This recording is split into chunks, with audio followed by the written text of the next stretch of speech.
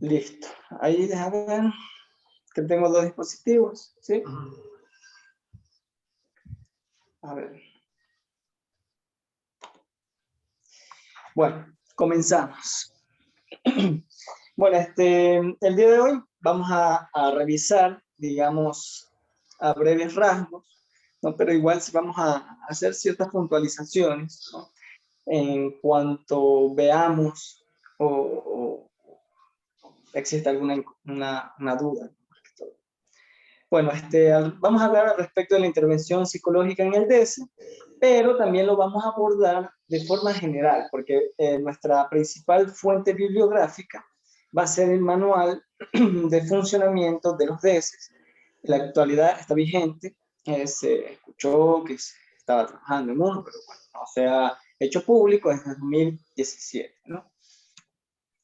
Bueno, primero, antes de introducirnos a las competencias, las funciones, al abordaje, etcétera, ¿no? A este también código deontológico, ¿no? Este código de ética que está atravesada este ente, digamos así, porque es dentro de la institución, es un ente, ¿no? Es un departamento, ¿ya?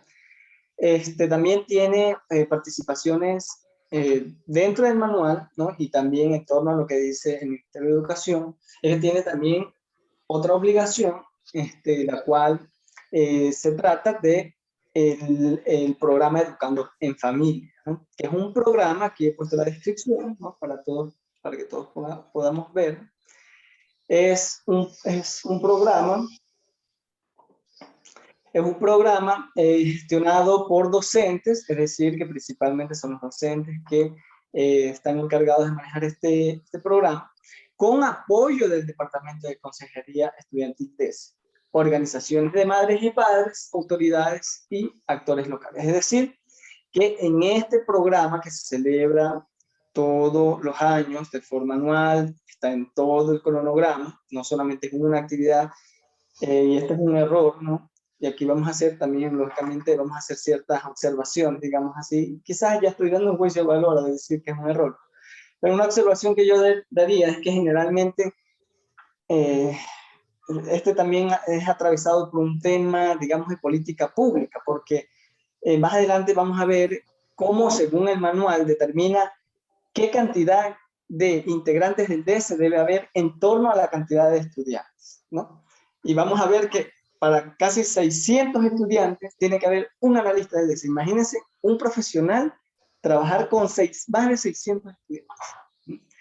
Y en este caso también el programa en sí mismo es también otra facultad que se le dan a los docentes tutores, énfasis en eso, son los docentes tutores que organizan eso, con apoyo de las diferentes, digamos, eh, entidades que forman parte de la comunidad educativa, porque eso también hay que observar, ¿no?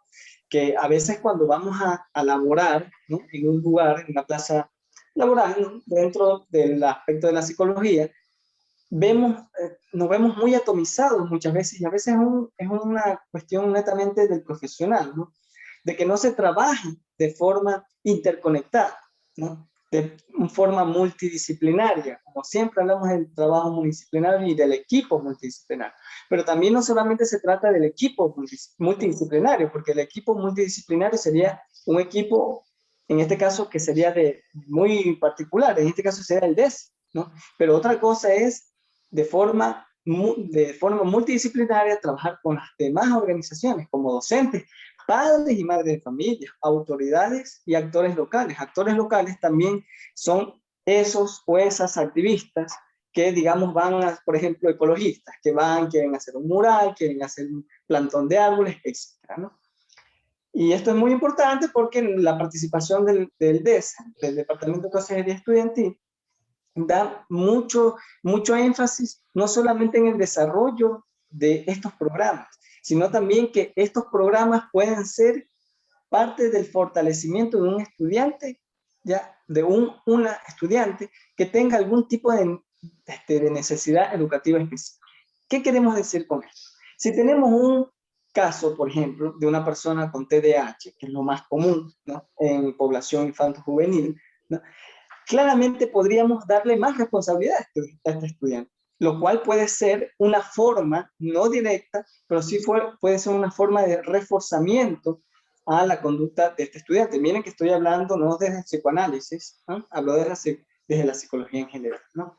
Bueno, avanzamos en este punto y tenemos en primer momento, ya para adentrarnos en el tema medular, digamos, de este conversatorio, ¿no? Vamos a hablar de las generalidades de la atención del DESE, ¿no? Bueno, antes que todo aquí me pasé por alto, tenía que poner también una diapositiva de qué es DESE. DESE es una abreviación, ¿no?, de Departamento de Consejería Estudiantil, ¿no? Siempre cuando escuchamos DESE, Departamento de Consejería Estudiantil, antes creo que le decían DOBE, Departamento de Orientación y Bienestar Estudiantil, bueno, ahora han cambiado. Eso ya es cuestión de las directrices, ¿no? Bueno, avanzamos.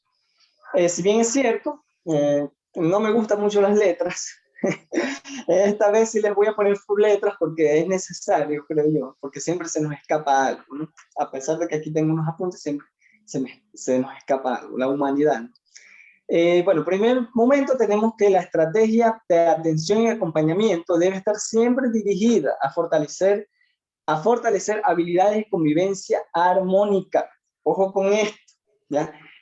Que la estrategia debe estar direccionada a esto, convivencia armónica, basadas en una cultura de paz y no violencia, y el desarrollo de habilidades para la vida en el marco del buen vivir, obviamente. ¿Esto qué quiere decir? Más adelante vamos a ver al respecto de las intervenciones.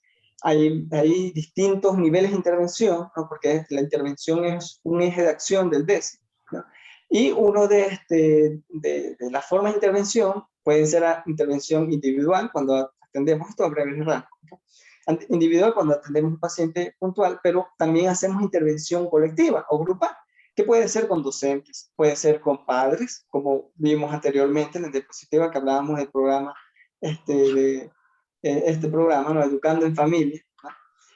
Y al grupal, por ejemplo, también no solamente es dando conversatorios, capacitaciones, no, también en la resolución de conflictos, por ejemplo. Porque siempre, escuchen esto es muy, digo yo, de la experiencia, porque a veces no nos dicen mucho esto, no en los libros, pero uno tiene que mediar hasta por el padre de familia que no se lleva bien con la otra madre de familia. Y ahí van involucrando a los docentes. Y hay que intervenir. ¿Por qué? Porque forman parte de la comunidad educativa, ¿no? Y eso es muy importante de tener en cuenta, ¿no? Recuerden que nosotros abordamos a la comunidad educativa. Asimismo, permítanme un momento. El ser humano, al ser el ser humano, ¿no?, el epicentro del qué hacer del DES, es necesario identificar las dimensiones que lo componen, en las cuales se aplicarían los enfoques y ejes propuestos en el presente modelo.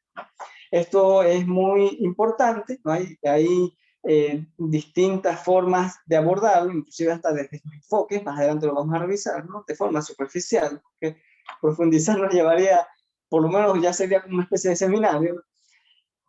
Ahí vemos las dimensiones, lo que hablamos anteriormente. ¿Cuáles son las dimensiones? Bueno, tenemos en un primer momento, ¿no?, al ser humano como eje central, obviamente, ¿no?, porque nosotros, nuestra ciencia es una ciencia social, ¿no? Estamos enfocados hacia ello, ¿no? ¿Quiénes forman parte de la sociedad? Pues los seres humanos. Obviamente, atravesados por estas tres dimensiones, perdón, que cambié. La primera es la dimensión personal, es decir, en la cual abordamos lo que hablábamos. En forma sociocultural, esto quiere decir no solamente al momento de abordar, sino también de comprender, porque no vamos a aplicar las mismas. El manual es manual, ¿no? Pero ese es el problema a veces de los manuales, ¿ya? De que el ser humano no es tan manual, no es tan mecánico, no es una máquina. Y uno tiene que, escuchen este término, es muy importante en la psicología, en todas las profesiones, ¿no? Cuando pasamos de la técnica, de la teoría, ¿no?, a la praxis, ¿no?, a la práctica. Es el hecho de que, por ejemplo, a ver, déjenme un ratito. Ya. Es el hecho de que tenemos siempre que estandarizar. ¿ya? Por ejemplo, el HTP, ¿ya? Es verdad, nos da ciertos indicadores, pero tenemos que entender la dinámica interna, porque una sirena, por ejemplo, que me dibuja una sirena, siempre es el caso del histerio. Es verdad, puede en una cultura representar una cosa, pero en otra cultura otra. En una cultura puede representar, por ejemplo, seducción, en otra cultura puede representar persecución. ¿Sí me entienden? Por lo tanto, hay que saber interpretar bien las cosas y estandarizar. Es decir, que las problemáticas deben abordar también estas dimensiones, no solamente en el aspecto personal, y también en el espiritual. Es decir, recuerdo una docente, ¿no?, que me decía, yo le preguntaba una vez que ella trabajaba en una XYZ institución, ¿no?, que atendía pacientes en unidad de cuidados intensivos, digamos, para no dar muchos detalles, ¿no? Y la cuestión es que yo le preguntaba, yo le decía que al respecto de la religión, porque a veces no todas las personas son creyentes, ¿no? Y no todos los psicólogos, psicólogas son creyentes, y ahí hay que diferenciar el deseo de terapeuta o de analista, ¿no?, el deseo del analista, ¿no? Y hablamos del particularizado, no de como profesional, ¿no? Y esto es muy interesante. Le preguntaba de la religión y me decía que si para el paciente la religión, Dios, la Virgen María, la Virgen de Guadalupe, el Divino Niño, etcétera, ¿no?, es su sostén, es su bastón, la cual psíquicamente se puede sostener.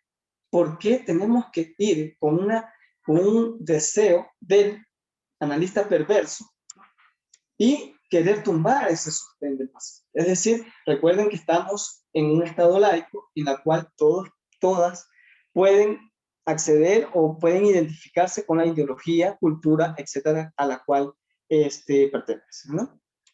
Asimismo, ¿cuáles son estos campos, ¿no?, de acción respecto a estos tres entes, ¿no?, en la cual intervenimos?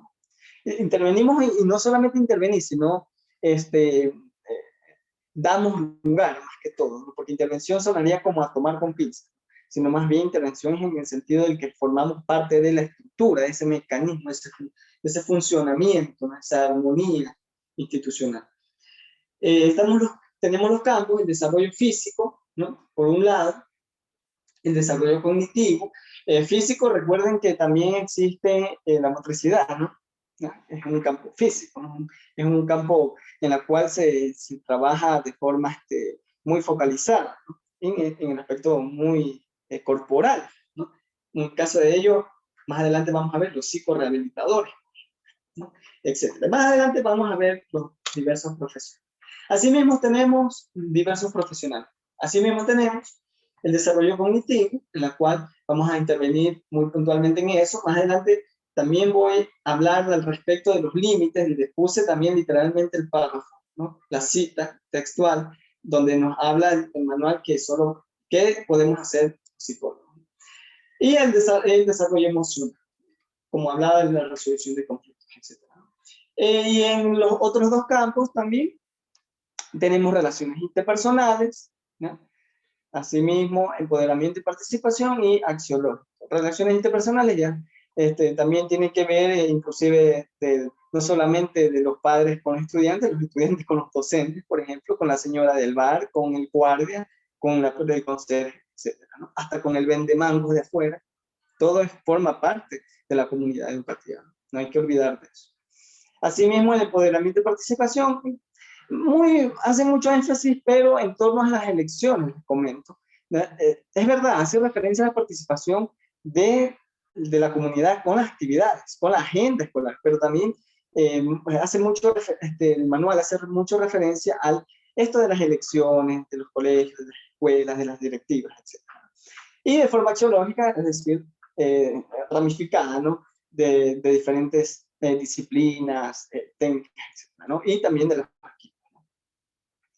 Bueno, si bien es cierto, la sociedad, esto le puse de forma como para verlo de forma rápida en realidad, cuáles son los entornos, ¿no?, en la cual, digamos, la sociedad en sí misma está conformada, estructurada, digamos así.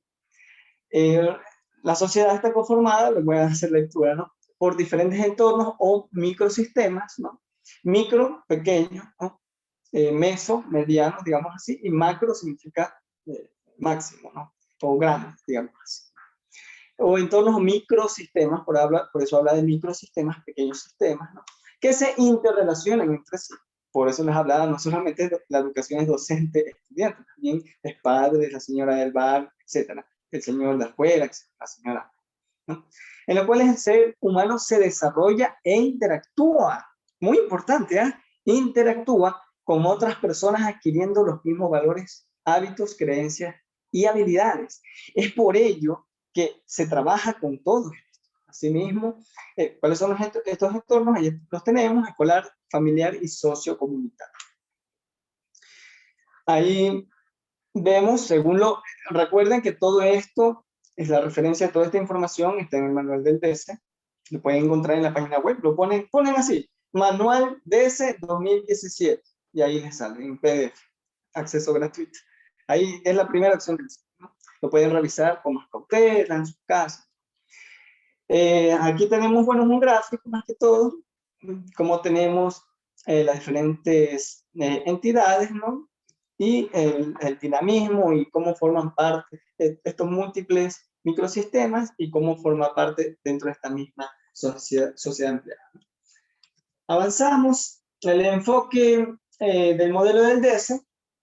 Aquí sí quiero hacer énfasis porque esto hace, cuando ustedes hagan, que forma parte, para quienes vayan a trabajar en los DS, perdón, quienes hagan de analistas de test, van a tener que hacer una actividad que forma parte del POA, ¿no? Que es el plan proyecto de vida, que es un proyecto que se les aplica a todos los estudiantes para proyectarse en la vida, no es bajo un eje, ¿no?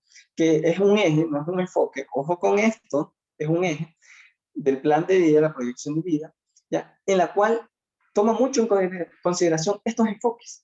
¿Cuáles son estos enfoques? De derecho, ¿no? Muy importante, ¿no? De género, muy importante, del bienestar, este famoso summa causae, que está inclusive en la Constitución, todo eso, ¿no? Intergeneracional, ¿no? La interculturalidad, muy importante, más que todo, eso es lo que más se ve, ¿no? La migración.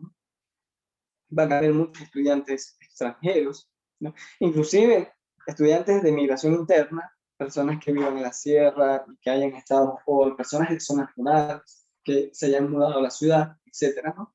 De inclusión, ¿ya? Y pedagógico, ¿no? Obviamente, aquí está una base, están atravesadas por una base legal, ¿no? Aquí está el artículo 2 de la LOE, y bueno, tiene como fundamentos filosóficos, conceptuales y constitucionales, obviamente, ¿no? Avanzamos. Asimismo, aquí está de forma gráfica, así lo que yo les comentaba anteriormente, que justamente ahí habla de que sea uno de los objetivos principales. Más adelante, cuando les pongo los objetivos generales y específicos, vamos a como desmembrar un poquito más, ¿no?, este tema, porque lo estoy viendo de forma rápida, ¿no? Principalmente los profesionales del DS tienen ese objetivo, ¿no?, que es básicamente ejecutar. Esto no significa supervisar, significa ejecutar, y ejecutar significa hacer ejecución de algo, poner en acción algo, es decir, de nosotros surge. No es que estamos esperando a la profesora que venga y me diga, o que estoy esperando al docente que venga, perdón, al rector, que casi lo mismo. Asimismo, ¿no?, están atravesados por estos enfoques. Obviamente, uno hace intervenciones en cada uno de estos, ¿no? Le voy a dar un ejemplo.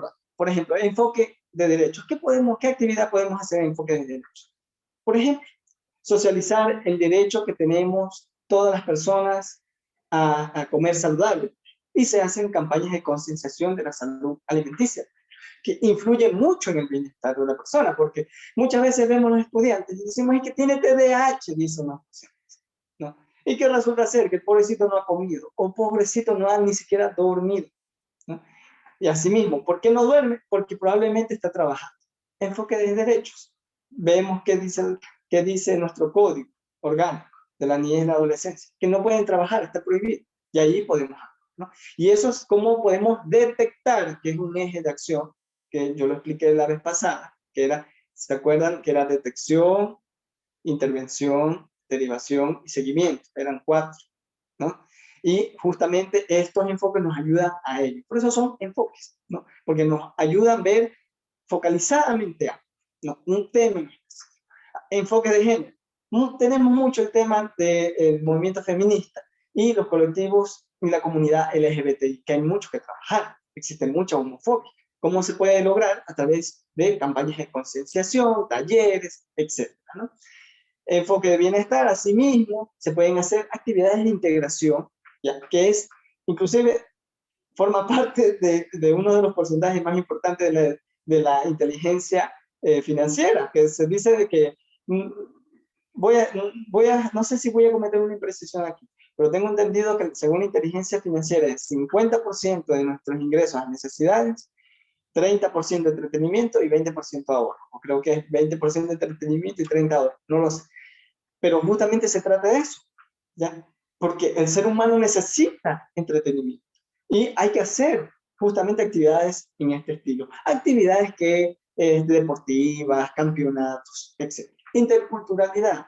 Tenemos que, si el Día de la Independencia, que el Día de la Interculturalidad, etc. Hacemos actividades que bailes típicos, etc. Todas esas actividades que acá arriba dicen, ejecuten planes, programas y proyectos. Ese es el objetivo del DESI. No se olviden de eso, ¿no? Para salir un poco de esta canción, inclusive le hizo una canción Pink Floyd, ¿no?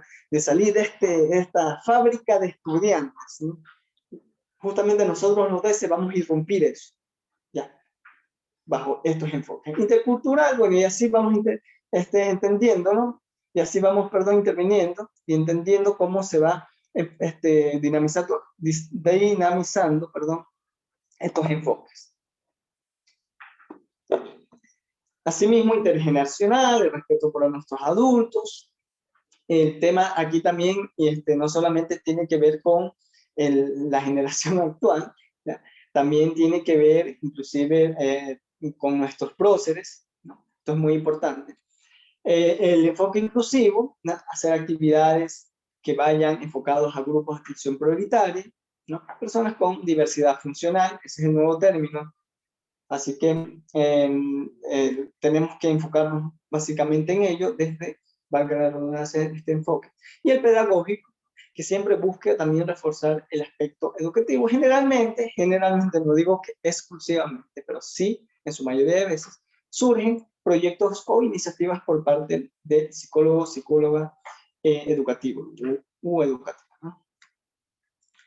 Aquí es lo que les decía del objetivo general del DESE. Esto sí les he puesto textualmente porque creo que es muy importante no tenerlo de forma textual.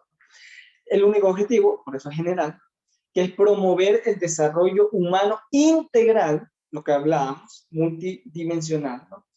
El ser humano, del desarrollo del ser humano integral de los estudiantes desde un enfoque, lo que hablábamos, de derechos, géneros, bienestar, interculturalidad, intergeneracional e inclusión para lograr la participación, permanencia y culminación de estudios académicos.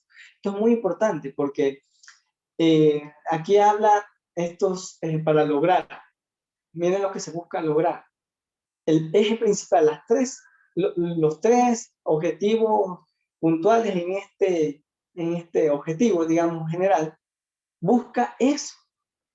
Porque vean la estadística, creo que eran 63, 64, parece que revisen.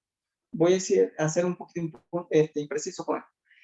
De la mayoría de veces que hay problemáticas en los DESES, escuchen, más del 60% de las problemáticas de los DESES, ¿no?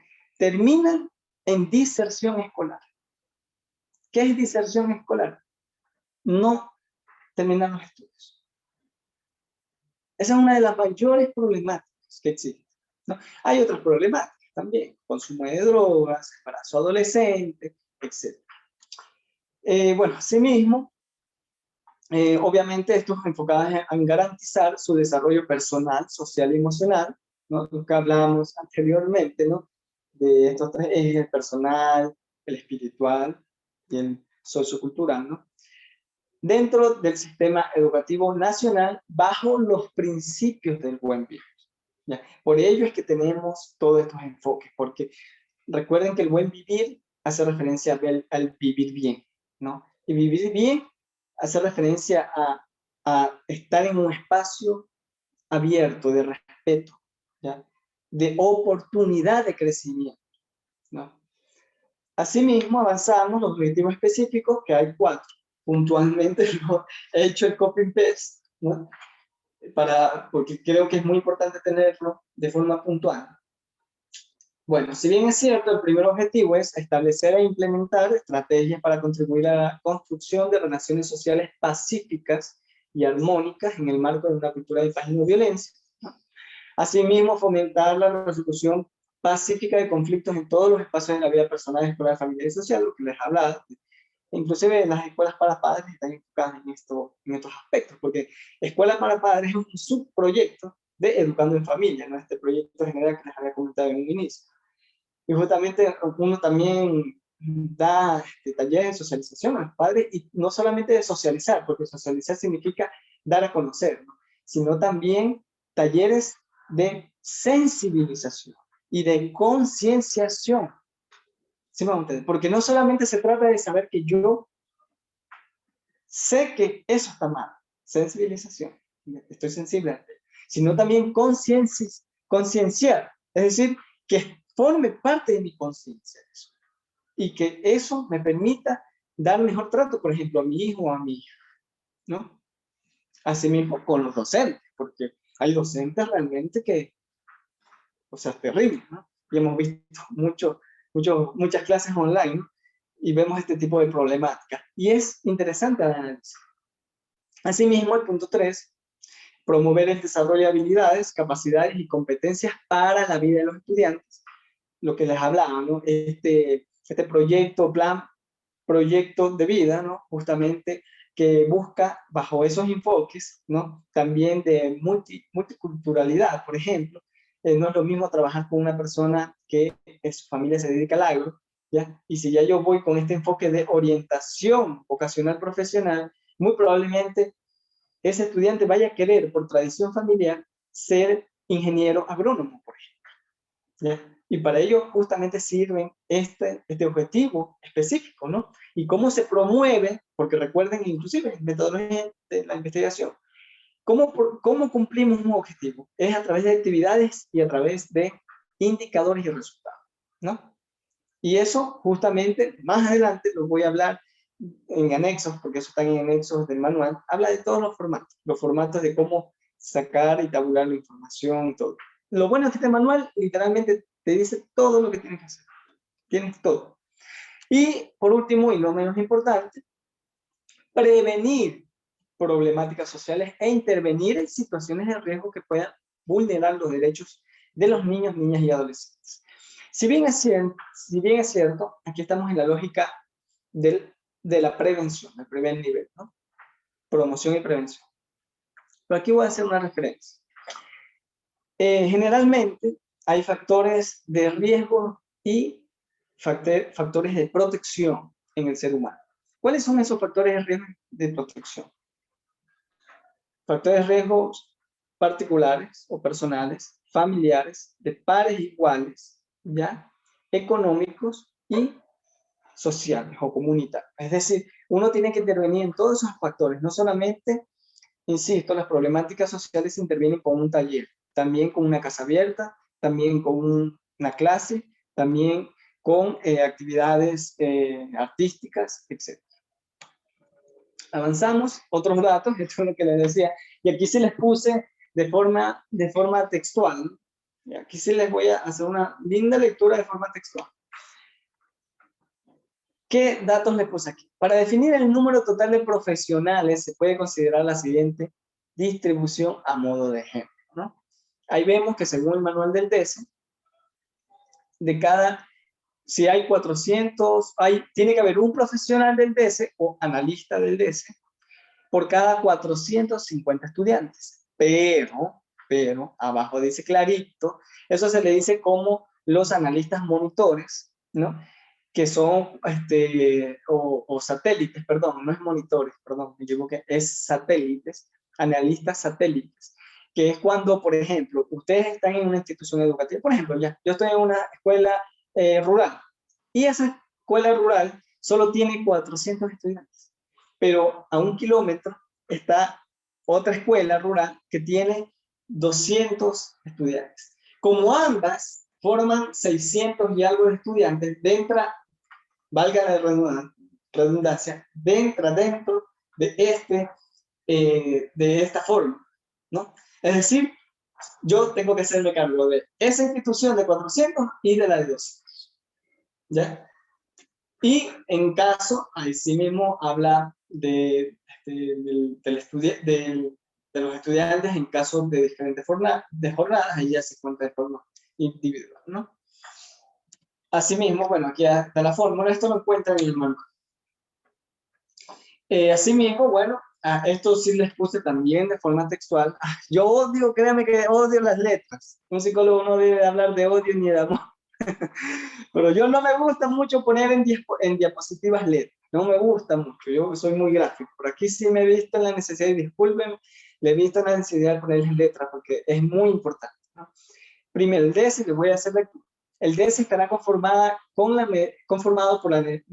en la medida, perdón, de lo posible por un equipo interdisciplinario, inter significa dentro, ¿no? De profesionales especializados en diferentes ramas relacionadas con el abordaje de aspectos de carácter psicológico, emocional, psicoeducativo y social. Los profesionales que formen parte de esta dependencia deberán pertenecer en una de las siguientes áreas. Y aquí vemos las áreas, ¿no? ¿Quiénes forman parte del DS? ¿Quiénes pueden ser parte del DS? Aquí los tenemos, según el manual del DS. Pueden ser licenciados en letras y ciencias de la educación, con mención en psicología educativa y orientación, ojo la especialidad, ¿no? O sea, tiene que tener esa mención. Psicólogos educativos, psicopedagogos, psicorehabilitadores, educación especial, ojo con eso, psicología infantil y psicólogos generales o afines, clínicos educativos, inclusive industriales. Ojo con eso. ¿Ya? El área social tiene que ser profesionales en trabajo social, orientación familiar o afines. Insisto, si una docente, ¿ya? Aquí da campo abierto.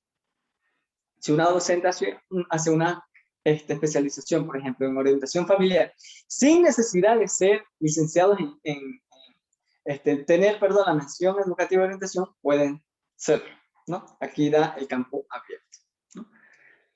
Aquí vemos lo que hablaba hace un rato, ¿no? Que hablábamos de la... bueno, aquí ya incorpora, yo me había equivocado, ¿no? No les había puesto la promoción y prevención, ¿no? Que es el primer eje de acción. Aquí ya vemos los 5, que era la promoción y prevención, detección, se me había olvidado poner promoción y prevención, detección, intervención, seguimiento y derivación, ¿no? Esto es lo que yo les hablaba, que les quería hacer mención ahora, ya llegando ya al final de esta presentación, porque va a ser bastante corta, porque más que todo quiero escucharlos, ¿no? Porque sí me gustaría contarles, esperar y contarles a partir de la experiencia, porque siempre me gusta explicar las cosas con experiencia, ¿no? Textual, ¿no? Así dice en la página 27. Bien informal yo ponerle página 27. Tenía que decir manual 2017. Pero bueno, ahí en la página 27 está. Es importante tener en cuenta que los profesionales del DS no están autorizados a estructurar diagnósticos clínicos.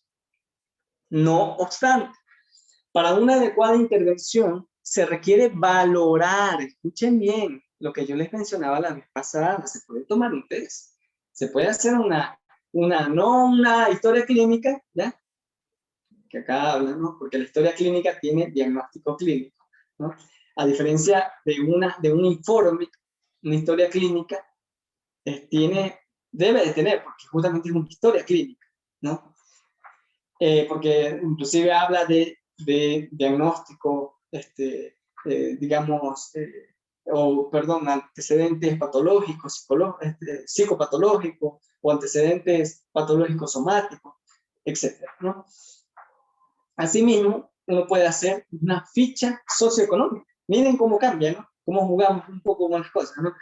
No es lo mismo una historia clínica que una ficha socioeconómica, ¿no? Y asimismo, psicosocioeconómica.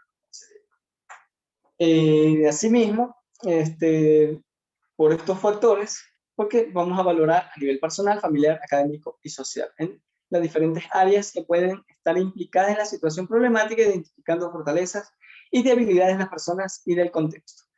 Aquí 2 puntos. Primero, debilidades de la persona. Justamente cuando nosotros, por ejemplo, en mi caso, ¿ya? Bajo mi experiencia, ¿qué hicimos nosotros? Nos sirvió muy bien. Teníamos información de todos los estudiantes. Medio uno faltaba, rapidito podíamos actuar, porque teníamos sistematizada la información. Escúchese bien ese término. Muy importante en todo profesional, por favor. Inclusive debería haber una materia que tenga que ver con sistematización y, no sé, abordaje institucional. Debería haber una cátedra así, o por lo menos un enfoque en la academia, ¿no? ¿Por qué? Porque, por ejemplo, nosotros, ¿qué hacíamos? Para poder actuar de forma inmediatez. Eso es lo más importante, inmediatez. Teníamos en las fichas, no solamente le poníamos el tema de que lo que va en la historia clínica, también aspectos muy sociales, que esto gracias a la trabajadora social, ¿no? Por eso es muy importante involucrar los niveles, miren, niveles personal, familiar, académico y social, ¿no? Porque ahí podríamos ver que si un estudiante, ¿ya? Puede tener el mejor comportamiento, puede tener las mejores calificaciones, pero no come en casa. ¿Y cómo lo sabemos eso nosotros? ¿Cómo podemos hacer un diagnóstico diferencial entre nosotros, ¿no? Para poder decir, este estudiante es un estudiante NE. Recuerden, estudiantes NE, necesidades educativas especiales. ¿Quiénes son ellos? Personas que tengan problemas en las familias, que haya violencia de género, violencia intrafamiliar, violencia sexual, ¿no? Expendio de sustancias, etcétera, problemáticas psicosociales como alguna pariente, un familiar, una familiar que tenga alguna enfermedad psicopatológica grave, ¿no? O no solamente psicopatológica. Una persona, imagínense, que tenga diabetes con insuficiencia renal y que esta señora, este señor, solo viva con ese estudiante. Y ese estudiante básicamente es una adulta y niña a la vez. ¿Sí me van a entender? Van a ser formas diferentes de abordar, ¿ya? Y cómo lo detectamos es a través de estos instrumentos para poder hacer una intervención asertiva. Es verdad, no podemos hacer diagnóstico. No podemos decir, este tiene TDAH, pero sí lo puedo detectar.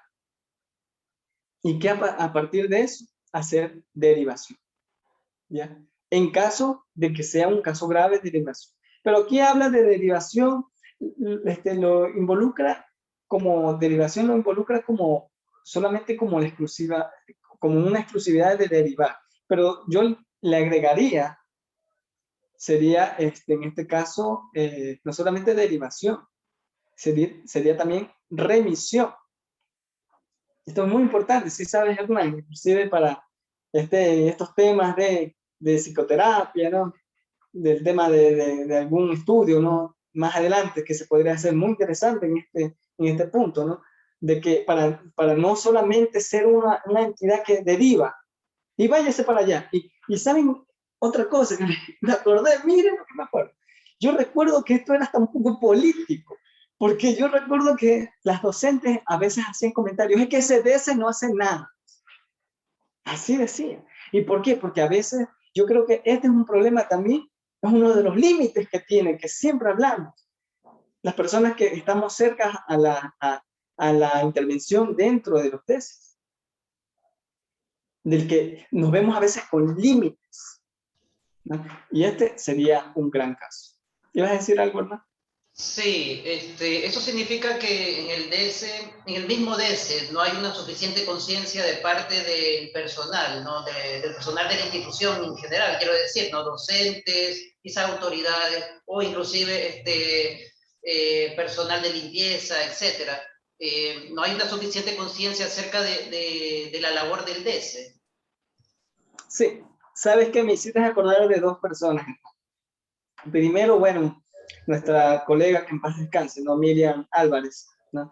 Y también de su tocaya, ¿no? Miriam Álvarez, es una argentina, ella escribe un texto muy bonito que justamente para entender lo que hace es referencia, no entender, digamos, más bien como analizar, pongámosle mejor esa palabra, se llama malestar en las instituciones, ¿no? Una analogía y un acercamiento, un abordaje psicoanalítico, ¿no? El juego de palabras, malestar en la cultura, ¿no? También pasa. Estamos, más allá de que seamos profesionales, también hay psicólogos un poco con un discurso histérico, digamos así, otros con un discurso muy obsesivo y que a veces pasan de la línea ética y generan ciertos inconvenientes o ciertas como que, digamos como que traspiés o tropiezos, más adelante si se agrava la situación pueden ser tropiezos, en las instituciones. En mi caso yo pasé por ese tipo de cosas. Yo bien sereno, ¿no? Bien neutral, bien deontológicamente hablando, bien, bien en mi lugar, ¿no?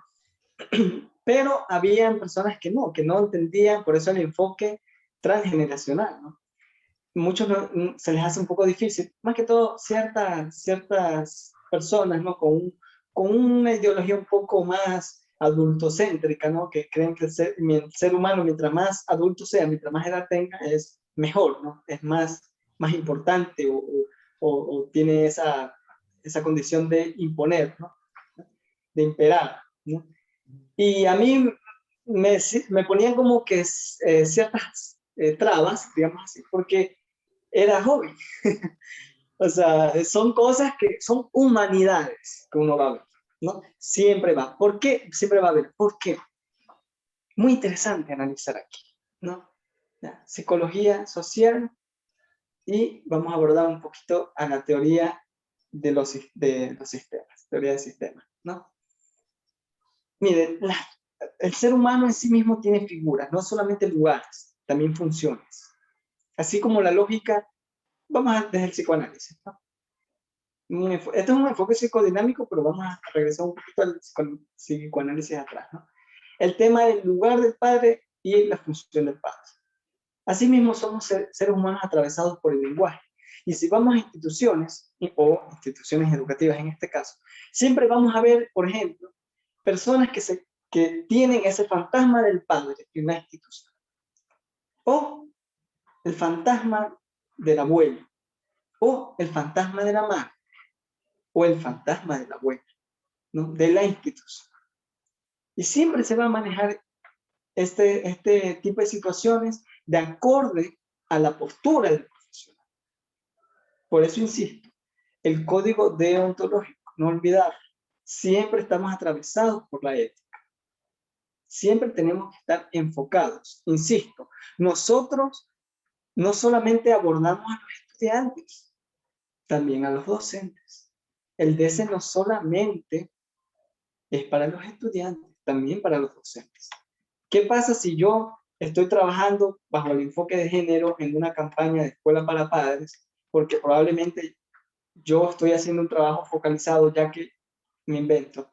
Generalmente, digamos así, ya, desde los 14 años en adelante, las personas tienen cierta orientación o van formando su identidad sexual o van estructurando su identidad sexual.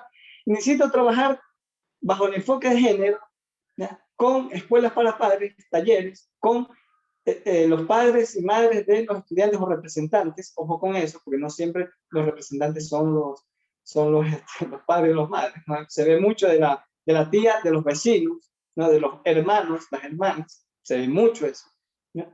Pero ¿de qué vale? Pues si yo trabajo bien chévere el enfoque, porque hay hay ciertos estudiantes que están siendo reprimidos o están siendo víctimas de bullying, o en sus casas tienen conflictos porque el padre se enteró, la madre se enteró, o un familiar se enteró.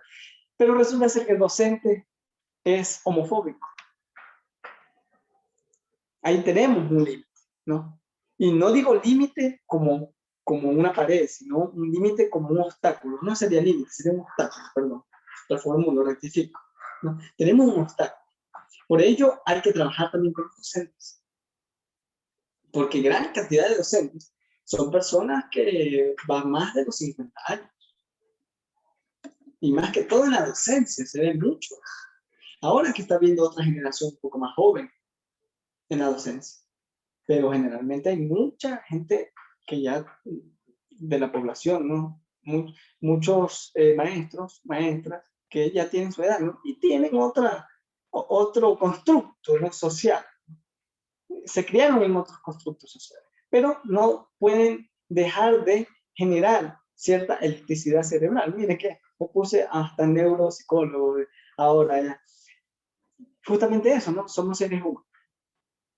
No sé si te contesté más. Sí. Ya, perfecto. Avanzo. Ya para finalizar, ¿no? Aquí les hablaba del anexo, ¿no? Aquí se me voy a acercar a Cancelo, ¿ya? Porque en esta parte, esto es lo que yo les estaba hablando. Miren, para uno poder, ojo con esto no les dije, pero es una cuestión más burocrática, yo diría. Todo equipo multidisciplinario tiene un coordinador o una coordinadora del DES. Tienen las mismas funciones del analista, gana el mismo sueldo, pero tiene otras responsabilidades que es coordinar al equipo, ¿no? Asimismo, este es un plan operativo que se entrega, valga la redundancia, anualmente, ¿no? Al distrito de educación y al coordinador distrital de los DESES, porque hay un coordinador distrital de los DESES, ¿no? Este es un ejemplo, esto está en el anexo del manual de funcionamiento de los DESES. Les quería comentar, muy importante aquí, diagnóstico situacional, aquí lo quería señalar. A ver, aquí. Pero bueno, creo que si lo señalo ya no voy aquí. Ahí, creo que se lo señalé bien, ¿no? Ahí tenemos el diagnóstico situacional. ¿Qué incluye esto? Ahí está clarito, dice. Realice una breve contextualización de las problemáticas sociales que pudieran estar incidiendo en el proceso de enseñanza-aprendizaje.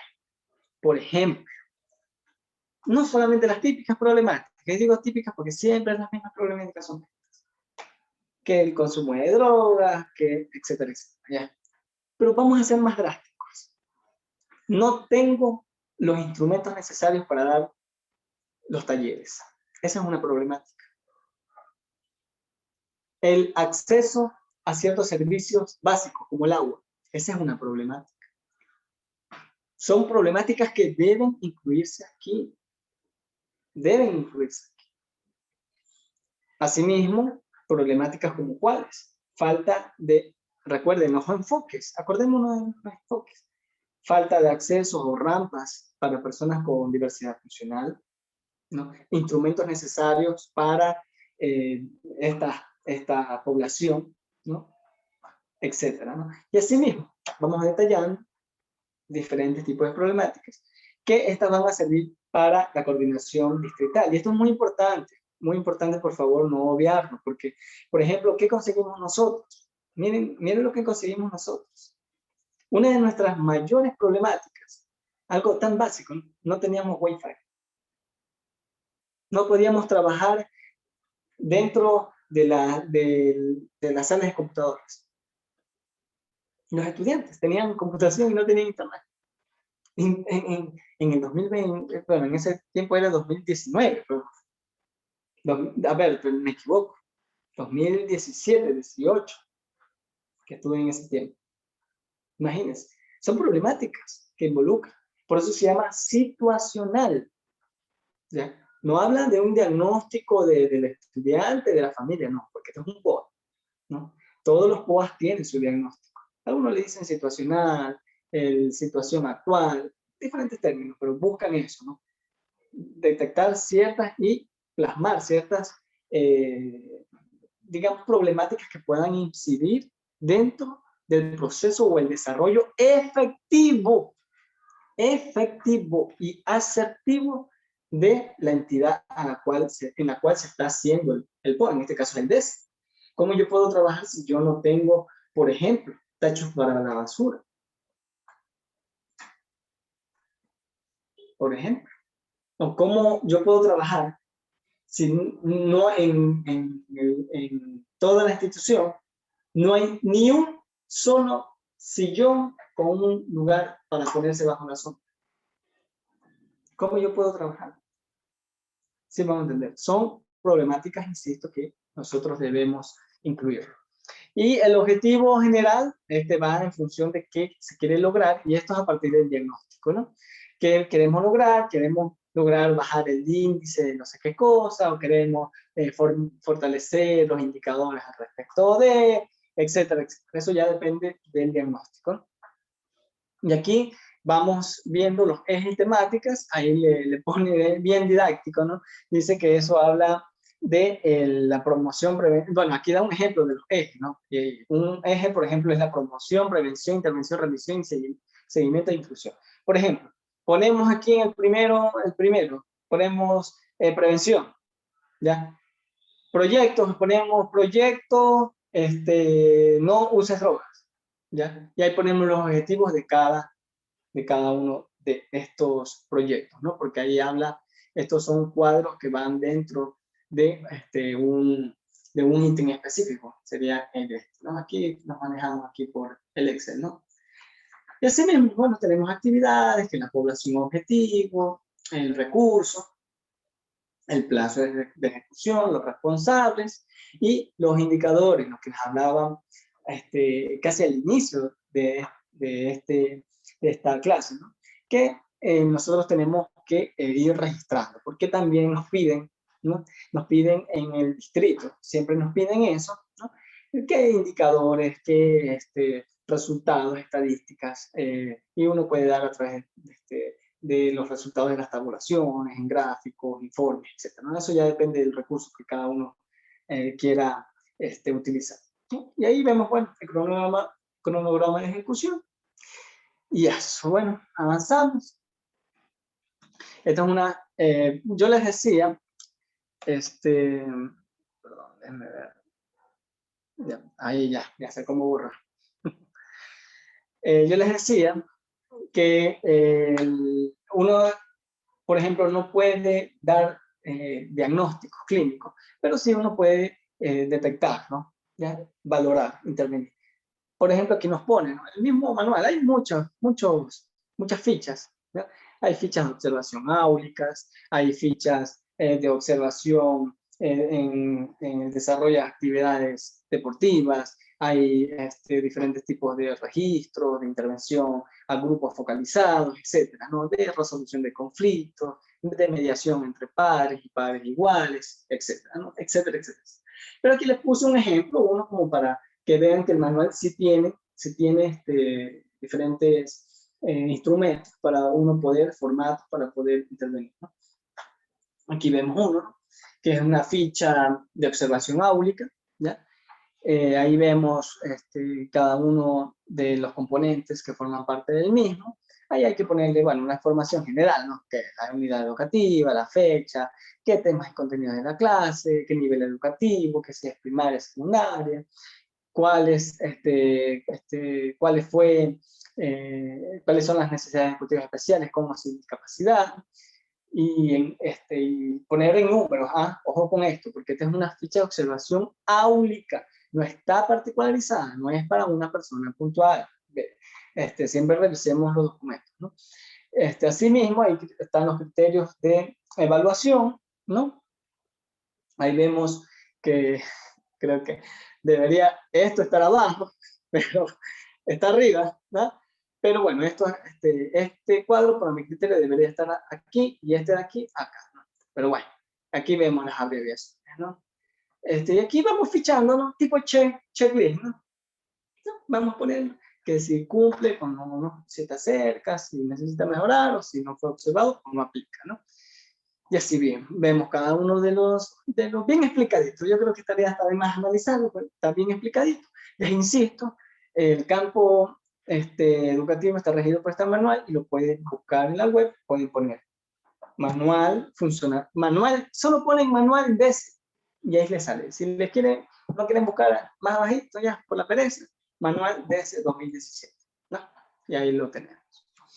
Y eso, y no sé si desean hacer algún tipo de preguntas. Hernán, todos. Sí, chicos, chicas, si alguien tiene alguna pregunta relacionado a, evidentemente, pues a esta experiencia, bueno, este momento nos ha dado Leonardo, nos ha hablado desde este punto, ¿no? Que es un punto, digamos, bastante estructurado, ¿no? Pero si alguien tiene preguntas concretas relacionadas a la experiencia de ser psicólogo en el aula, de ser psicólogo en una escuela, de ser psicólogo en una unidad educativa, mejor dicho, pues pueden abrir el micrófono, hacer sus preguntas o escribir si lo desean en el chat, también si desean, ¿no? Hola, yo tengo una pregunta. Sí, vale. Con respecto a al último cuadro que decía que había que detectar la problemática, supongamos que detectamos ya varias problemáticas allí, luego de eso, ¿qué se hace? ¿A quién se le hace llegar o cómo se obtendría una solución a esta problemática? Perfecto, Steve, qué gusto verle, ¿no? A Steve le conozco de hace tiempo, ¿no? A Sí, ver, respondiendo a tu pregunta, bueno, eso está en el POA, ¿no? Recuerden que POA, ¿qué significa POA? POA es Plan Operativo Anual, POA, Plan Operativo Anual, ¿no? Y bueno, ¿qué busca esto? Justamente generar un plan de acción, ¿ya? Es como yo sé que no es un cronograma, porque va más allá de un cronograma, pero para entenderlo de forma así, bien criolla, ¿no? Es como un cronograma de todo lo que uno va a hacer, ¿no? Pero no es un cronograma en sí mismo, porque el cronograma tiene puntualmente cuánto, ¿no? Acá, por ejemplo, si te viene un caso, uno tiene que intervenir de forma inmediata, sin necesidad de que esté estructurado como atender a tal paciente en el POA, ¿no? Pero el POA justamente busca estructurar cómo yo voy a trabajar durante todo el año, ¿ya? Y yo tengo que cumplir con ese POA. ¿Por qué? Porque si no te votan. Porque tienes que dar un informe de tu trabajo, ¿ya? Un informe, creo que los informes en su tiempo eran, no eran bimestrales, eran cuatrimestrales, ¿ya? En ese momento, creo, no me acuerdo muy bien, pero era 2 veces por año, ¿no? Que era mitad de año, ya finalizando diciembre, y ya tenías que tener el POA del siguiente año para presentar en enero mismo. ¿Ya? Así es. ¿Y qué busca el diagnóstico? ¿Ya? El diagnóstico, insisto, busca determinar las problemáticas. ¿Ya? Busca determinar cuáles son las problemáticas que hay. Por ejemplo, yo puedo poner problemáticas, alto índice de consumo de drogas, alto índice de diserción escolar, personas, existen 5 personas con diversidad funcional, ¿ya? Etcétera, ¿no? Y hablan justamente de que se puede intervenir en estos aspectos, ¿ya? Como problemáticas, ¿ya? Eso es lo que busca diagnosticar situacionalmente, ¿sí? Porque justamente busca dar a conocer las problemáticas que existen dentro de una institución o en un proyecto también, porque un POA también puede ser para un proyecto, no necesariamente es una institución, pero puede manejar un proyecto. No sé si fui bastante claro o tienes alguna duda, sino para avanzar a la siguiente pregunta. no, está bien, gracias. Perfecto. Alguien escribió, déjame ver, aquí el chat. ¿A dónde va el chat? Aquí está. Dice, Erika Romero dice, en el objetivo específico 4 menciona desde el enfoque de derechos para prevenir e intervenir en la vulneración de derechos generales. ¿Sí es? ¿No? Les voy a dar un ejemplo, un caso. ¿No? Era un paciente, es un paciente, ya no lo atiendo, pero digo es porque sigue vivo, ¿no? Sí, el muchacho.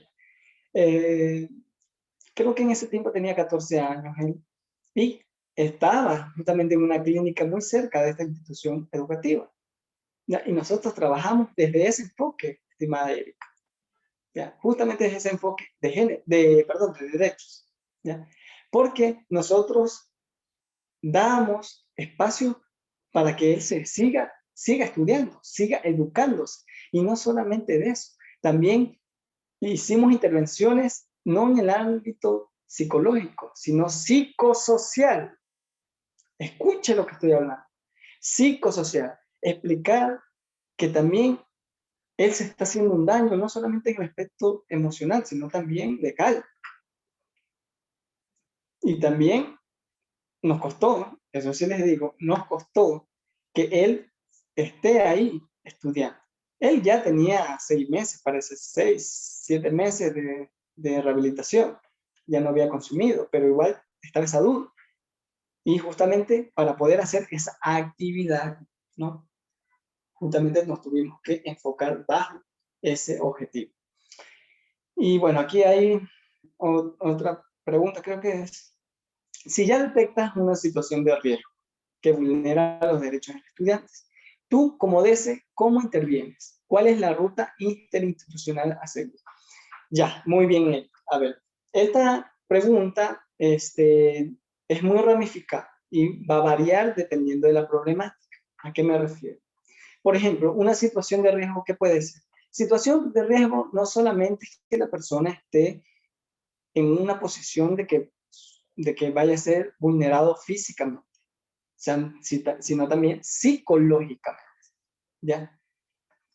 Así que puede ser una problemática, por ejemplo, maltrato interpersonal, por ejemplo, que la hermana o el hermano le esté pegando, o maltrato intrafamiliar, que alguno de los padres, un tío, una tía, ¿ya?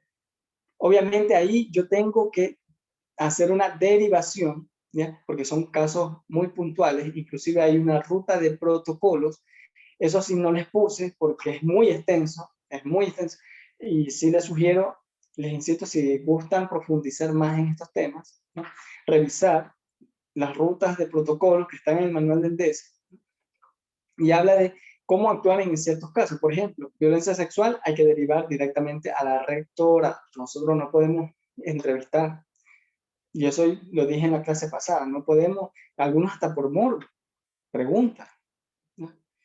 No podemos hacer, tenemos que derivar. ¿Por qué? Porque eso pasa a rector, Consejo de Protección de Derechos, ¿ya?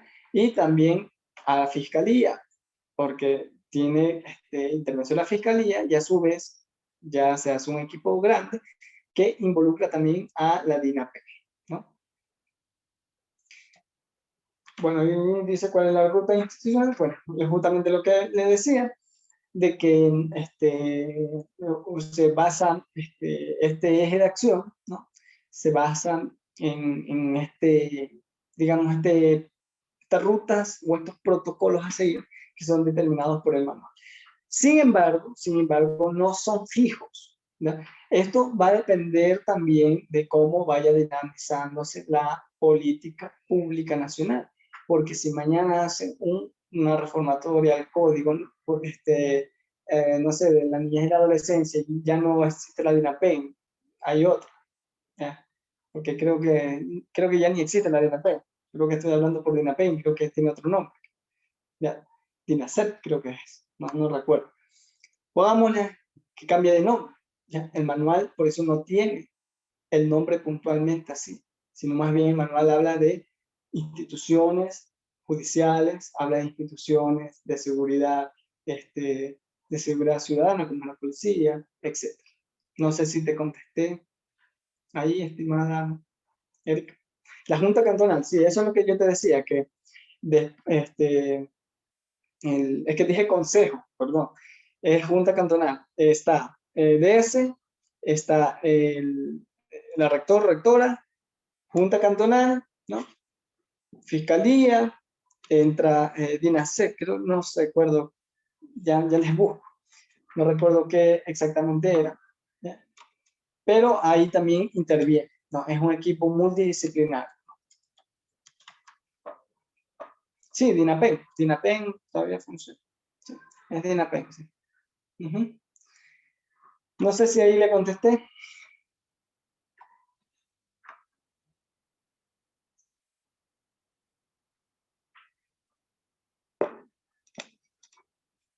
Usted, todo chévere. Usted es genial por pregunta. No sé si alguien más tiene alguna pregunta también.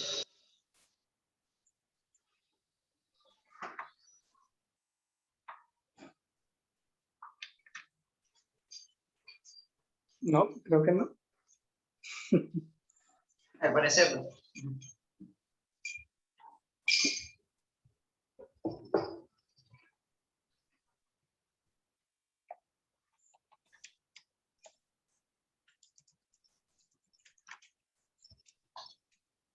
No, creo que no.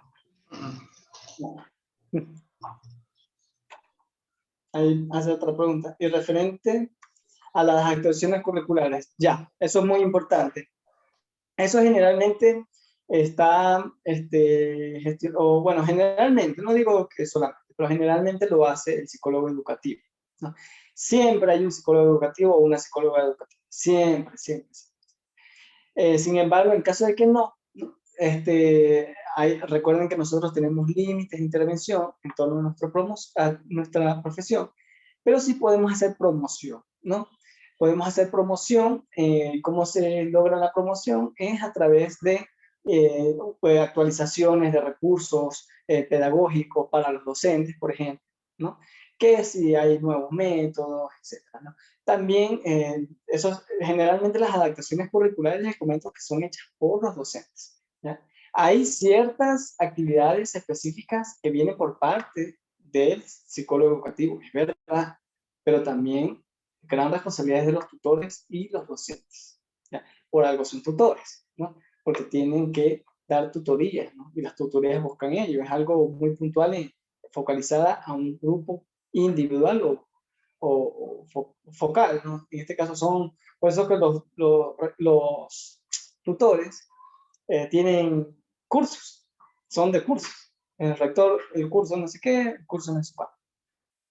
Uh-huh. No sé si ahí... Ya, muy importante eso también. A ver, nosotros, insisto, no podemos dar diagnósticos clínicos. Recuerden, ese sería dar un diagnóstico clínico, ¿no? Lo que pasa es que piden un informe para la evaluación. Ah, ya, ahí sí te comprendí. Te había leído mal. A ver, sí, nosotros podemos dar, a partir de la detección, podemos dar, digamos, ciertos indicadores. Por ejemplo, acá me pasó, ya que fue difícil porque la mamá no colaboraba.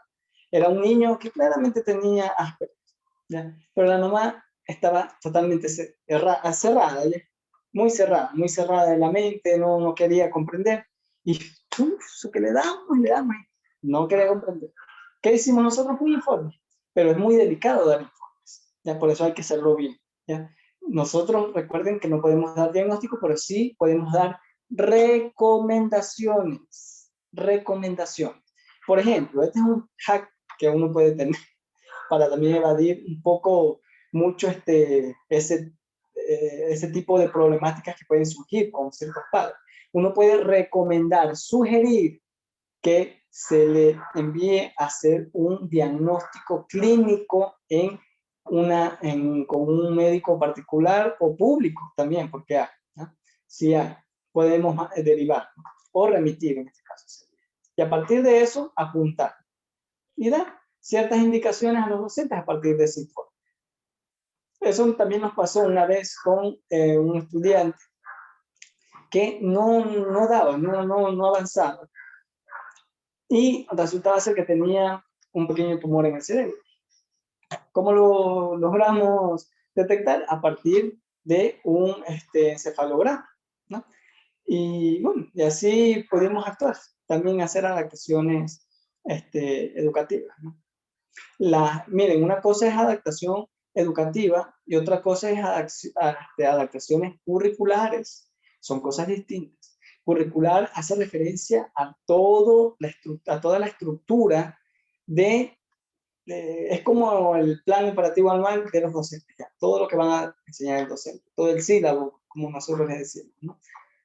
En cambio, adaptaciones educativas son justamente para temas puntuales, ¿no? Que podemos trabajar, son casos muy puntuales, generalmente dislexia, disortografía, etcétera, ¿no?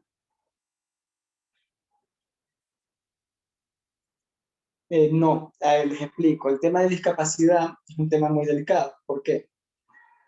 Porque hay escuelas exclusivas para personas con diversidad funcional, ¿no? Imagínense que ustedes den un diagnóstico, ¿ya? Ustedes den un diagnóstico, ¿ya? Digamos, dentro de la institución van a tener ese límite que es el manual, ¿no? Sin embargo, les insisto, no hay cómo perderse, ¿ya? Yo doy el informe, tome docente, tome tutor. En el informe que di, en base a la observación áulica, considero que a partir de otros insumos como una entrevista que se realizó al estudiante tal, ¿ya? Y la observación psicológica, presenta ciertas particularidades que son de corroborar con un profesional particular o público, por lo cual se sugiere que se realice el respectivo diagnóstico de tal persona, ¿ya? Para que se remita a esta institución y tomar medidas al respecto, por ejemplo. ¿Ya? Eso es un informe, porque yo aquí estoy informando al respecto de lo que yo sé, ¿no? Y este informe se lo da al padre y al docente, o sea, generalmente al tutor, ¿no? Pero hay docentes, por ejemplo, que sí dan, por ejemplo, iniciativas. Les voy a dar un ejemplo. Hubo un caso de una mujer, 15 años tenía en ese tiempo ella, estaba en primero de bachillerato, recuerdo también. Fue uno de los primeros casos de esquizofrenia que atendí, ¿no? ¿Cómo lo detectamos? Obviamente en la observación veíamos ciertas conductas, ciertos patrones de conducta. Sin embargo, fue a partir de los docentes. Lo decían, pero no daban informe. ¿Y cómo yo actúo? Recuerden que estamos en un sistema muy burocratizado, ¿no? Estamos muy burocratizados. Y a partir de este informe, lo adjunto como un insumo, ¿ya? Y lo envío, se lo remito. Mire, aquí el psicólogo, el DES, está sugiriendo que se haga una evaluación psiquiátrica. Se hicieron la evaluación psiquiátrica, le detectaron la esquizofrenia, ¿no? Era muy interesante el caso porque le mandaron hasta medicación.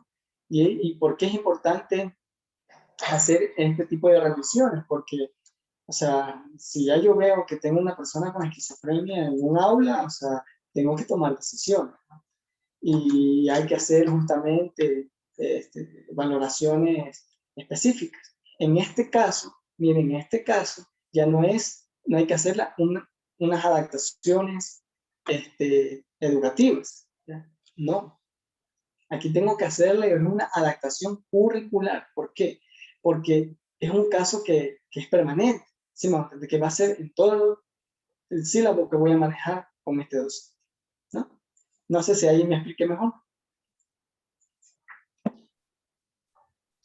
Erika.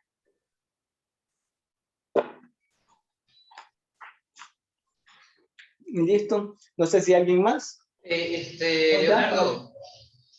Diga. Sí, a mí me gustaría también, debido a que dijiste, ¿no? De que existe bueno, un gran número de estudiantes, ¿no? Para un solo profesional, para un solo psicólogo, existen espacios, por ejemplo, ¿no? que vengan justamente de la demanda del niño o del niño, de la niña o del adolescente, eh, que de pronto desee, por ejemplo, conversar con el psicólogo o algo similar, por un lado, ¿no? Y por otro lado, y yo, claro, me parece, ¿no? Por la cantidad como que es prácticamente imposible hacer un trabajo personalizado, ¿no? Con cada niño o niña. Eh, en ese caso se maneja, digamos, las demandas institucionales, vienen más que todo no sé, por el docente o algo así. Ya, muy interesante. Las demandas, porque es una forma de clínica, es una forma de clínica. Las demandas clínicas institucionales en los DESES. No solamente vienen de los estudiantes, sí vienen muchos de los estudiantes. Y ojo con esto, nosotros tenemos ese deber de escucharles. ¿Por qué? Porque sí podemos intervenir de forma puntual. Si ellos vienen y te dicen, hay muchos estudiantes, principalmente adolescentes, temas de amores, uno hay que escucharlos. Por eso se llama consejería, porque podemos dar consejos. Paradójico, pero sí lo podemos hacer. Justamente porque nuestros enfoques son intergeneracionales. Recuerden que ese era uno de los enfoques, intergeneracional, en la cual podemos atender desde las problemáticas de sus generaciones. Hay niños que probablemente quieren ser escuchados porque no quieren jugar con él, o porque simplemente son lógicas que responden a su, valga la redundancia, tiempo lógico y cronológico, pues, ¿ya? Y hay que atenderlos, ¿no? Y el tema, por ejemplo, miren, la intervención a nivel individual, a mí me gusta, le digo la verdad, ¿no? A mí me gusta intervenir mucho a nivel individual. Hay mecanismos, mire, hay formas de atender de forma individual y de forma grupal indirectamente, ¿ya? Porque si yo veo que, por ejemplo, estadísticamente, a través de una pequeña encuesta que haga, y digo, a ver, yo como estudiante digo, aquí hay problemas de bullying, y la mayoría dicen que hay de bullying. Y es una problemática que aborda a nivel individual también, porque hay las personas que están siendo víctimas de bullying y los victimarios del bullying, o las victimarias del bullying, ¿no? Y asimismo yo puedo intervenir focalizadamente, pero también individual. Y se pueden reforzar ciertas cosas a nivel individual. Darle seguimiento, escucharle 10 minutos. No es una clínica como tal, como intervención psicológica, ¿no? Pero sí es una intervención como analista de DC, ¿no? Y es muy bonito porque, insisto, hasta los padres mismos a uno le buscan, hasta los padres, a pedir consejos. Y uno tiene que escucharle porque recuerden que uno solo le pregunta a quien supone saber. Porque si ese saber no está en el sujeto para exteriorizarlo, y el otro no supone que este sujeto de saber tiene ese saber, olvídense. Pero eso siempre va a pasar, siempre va a pasar. Que al DC le van a buscar de distintos lados. Recuerdo también que a mí me buscaba mucho la conserje no es CNH, a ver, desde el inicial, ¿no? Esa mujer, no digo pobre mujer, ¿no? Pero esa mujer estresada. Y no era problemas en la casa, ¿no? Era los niños, el ruido de los niños. No era bulla ni sonido, para ella era ruido. Y claro, uno hace intervención porque está afectando el trabajo, ¿no? Está afectando la dinámica, porque imagínense que un niño se cohiba porque le llamó fuertemente la atención la conserje. Imagínense, tenemos una problemática ahí.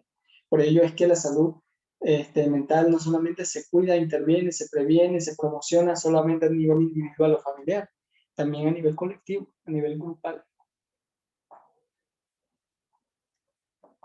No sé, Hernán, si hay otra pregunta. Sí, muchas gracias. Yo tengo una pregunta. Sí, A ver, bueno, tengo dos. En primer lugar, o sea, ¿en qué casos se realiza una derivación propiamente a otra institución y en qué casos solamente se hace una sugerencia de que se visite a un, digamos, psiquiatra, psicólogo? Ya esa sería una. Y la segunda, si por ejemplo en un taller o alguna supervisión áulica se llegara a dar el caso de que se viera o escuchara algo preocupante de un estudiante, ¿cuál sería el procedimiento a llevar? ¿Se hablaría con los padres para hacer una intervención con el estudiante o se intervendría directamente? Claro, sí tengo el micrófono. Sí. A ver, sí, en la primera, el tema de derivación. Sí, no solamente el psiquiatra, sino también otros, como nutricionista. ¿Qué pasaría si tenemos un caso de bulia, o hipobulia o un caso de anorexia, por ejemplo? ¿No? Ahí tenemos que abordar desde el aspecto nutricional. ¿Ya? Por ejemplo, el tema del psiquiatra. ¿Ya? Eso ya depende caso a caso, ¿no? Pero sí tenemos esa facultad de realizar informes. Por favor, no diagnósticos, se van a meter luego un problema, ¿no? El otro, la otra pregunta, dame referencia, no me acordé, que se me fue. Ya, era si por ejemplo en un taller o una supervisión áulica se identifica que algún estudiante tiene algún problema emocional, ¿se habla primero con los padres y luego se habla con el estudiante o se habla directamente con el estudiante? Ya, eso depende caso a caso, ¿no? Porque, por ejemplo, si vemos que es un caso en la cual es un niño, por ejemplo, ya, le voy a dar un caso. Este niño de 8 años, creo que tenía menos, 7 años creo que tenía.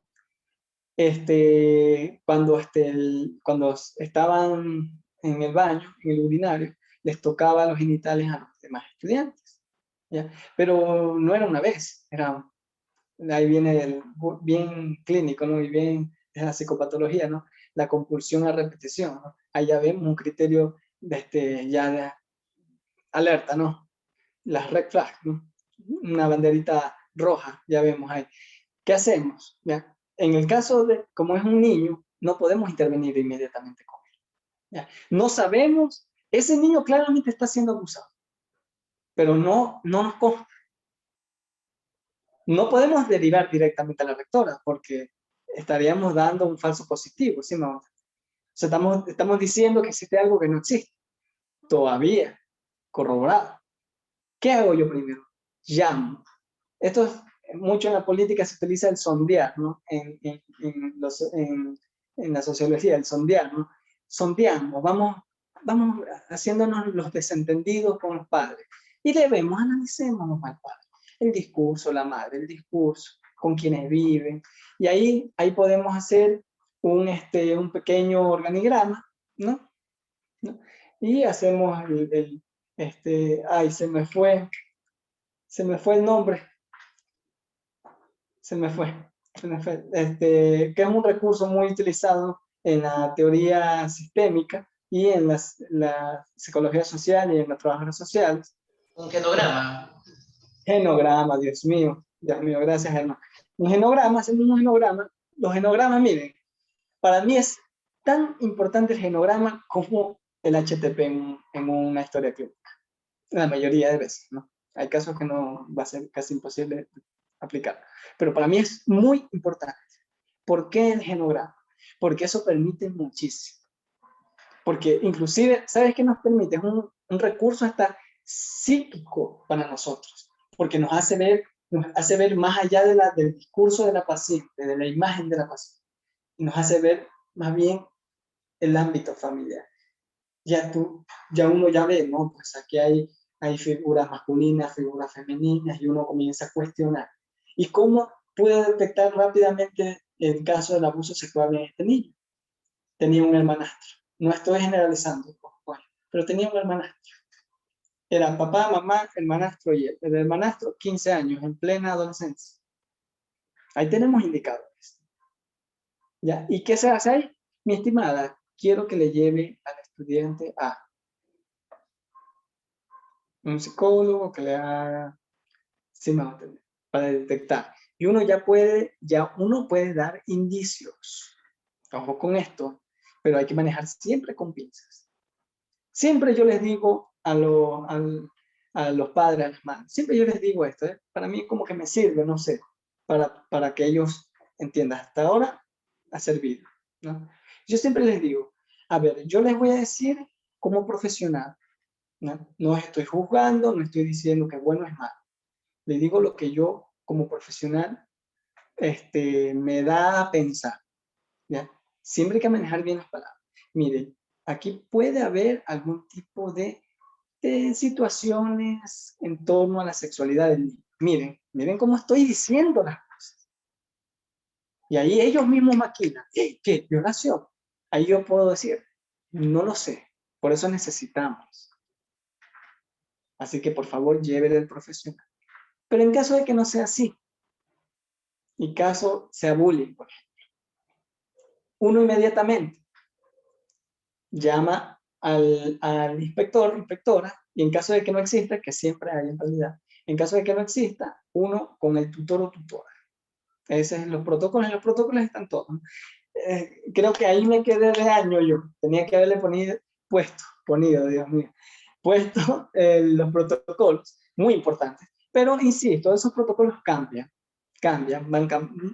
mucho, porque eso depende también de los convenios que hagan, que existan, ¿no? Con las diferentes instituciones, ¿no? Porque a veces hay fundaciones que intervienen también. Por ejemplo, hay fundaciones como, por ejemplo, que hasta ahora existe, una fundación muy histórica, ¿no? Que es PMT, Programa Muchacho Trabajador, que es de Movistar, por ejemplo.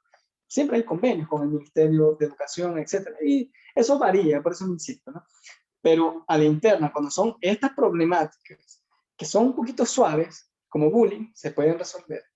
De conflicto entre pares, se puede resolver, ¿ya? Pero si ya vemos casos ya un poco más fuertes, digámosles así, ¿no? O de pegarle más el ojo, pero no ser juicioso tampoco, ¿no?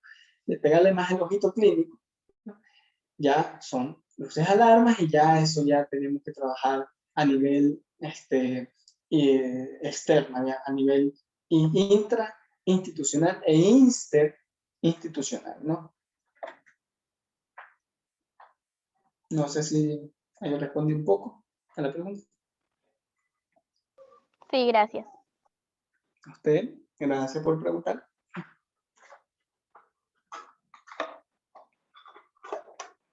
No sé si alguien tiene otra pregunta.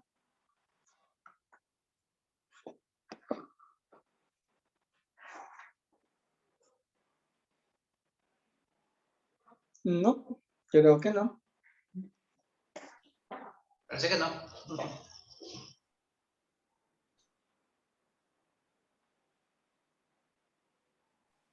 A ver, yo tengo otra. Adelante. En el caso de que se les diga a los padres de familia que se lleve al estudiante con un profesional y no lleve al estudiante, ¿qué se daría en Ya, eso pasa mucho. Más que todo por el nivel socioeconómico. Hay que insistir. Hay que insistir.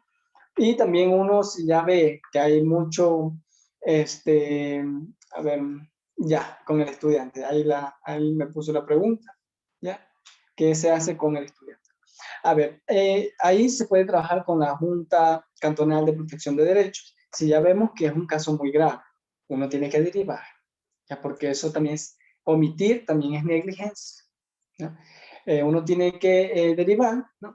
Y hacer las correspondientes actuaciones de acorde también al caso, ¿no? Porque si ya vemos que es una persona que es TDAH, por ejemplo, se le puede sugerir, mire, no sé, conozco un psicólogo, no sé, por ejemplo, o hacer referencia, ¿no? No significa hacer el negocio, porque eso pasa mucho, ¿no? Hacer el negocio y mandar, o sea, no, se puede dar referencia, que eso está, es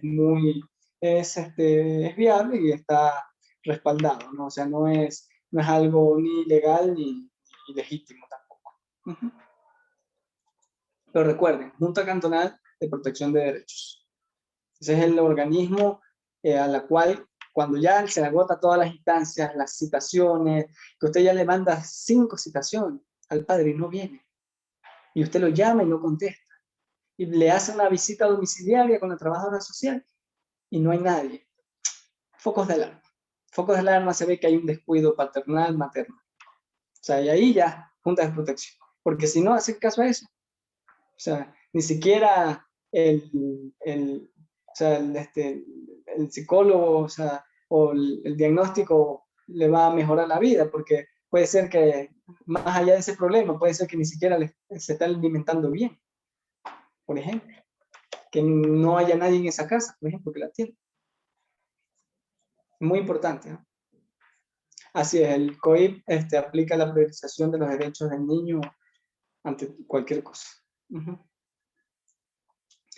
sé si alguien tiene otra preguntita. Si no, ya para ir finalizando.